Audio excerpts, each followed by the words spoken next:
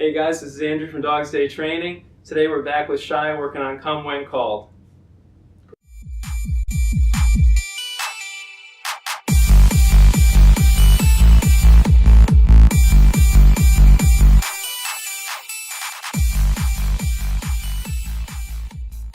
So with a little puppy like Shy, we can take advantage of the fact that she's going to want to follow you around naturally. For the first few months of a dog's life, they're really interested in what you're doing, and whether or not you have treats, they're just going to follow you around.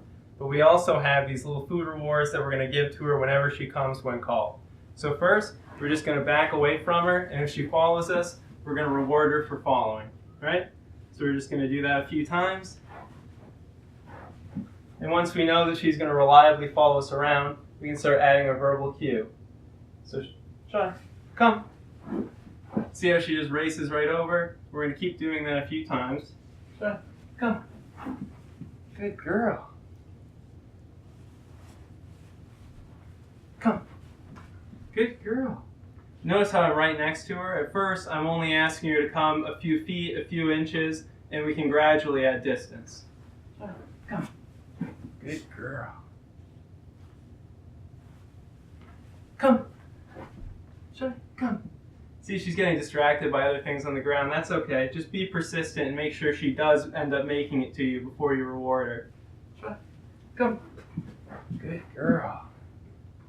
Now that Shy's coming reliably for short distances, I'm going to try to up the distance a little bit. So I'm going to walk a little bit further away from her now before I try calling her. Come. Good girl. Come. Good girl. See, it's not a big difference. I'm just asking a little bit more of her. She's having to follow me for a few more feet than she was before. And that's the key. You really want to increase the difficulty in small increments here.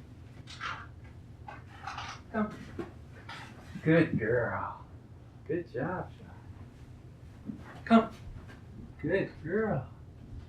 Good girl, Shy. Shy. Come on. So one thing you can do if your dog isn't coming reliably, you're following these steps, is use a leash. So it's really important you control the environment and make it so your dog's going to come every single time you call. So one way you can do that inside is with a short regular leash, or if you're outside you can use a longer 20-foot lead. So if Shy doesn't come when I call her, I can use the leash to guide her and make sure she doesn't run away from me. So the next step is to start adding distractions into your training. So for that, we're going to be using one of her favorite toys. I'm going to call her over, and I'm going to throw the toy to another direction as I do that, and I'm going to expect her to continue coming towards me, but I'm prepared to remove the distraction from the situation if she chooses to go after that instead. So Shy, come on. Good girl. See? I'm going to throw it closer to her as I go and just make it more and more challenging for her. So I'm going to gradually ramp up how hard this distraction is for her. Shy, come. Good girl. Shy, come. Good girl. So that's the goal, is to have this distraction there, and she's going to choose to follow you instead of whatever is distracting her. So that's the idea of coming when called. And if you want to incorporate this into your daily routine, there are a few rules you can use that'll make your life a lot easier.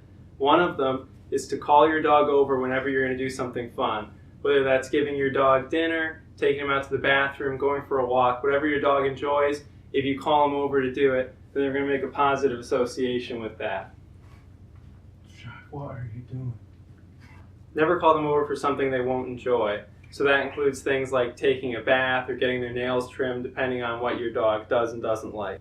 And remember, that applies too if they aren't listening so well. So let's say you're out for a walk, you call your dog over and they fail to listen to you. When they do finally come, you shouldn't scold them for not listening earlier. You still need to praise them for listening now.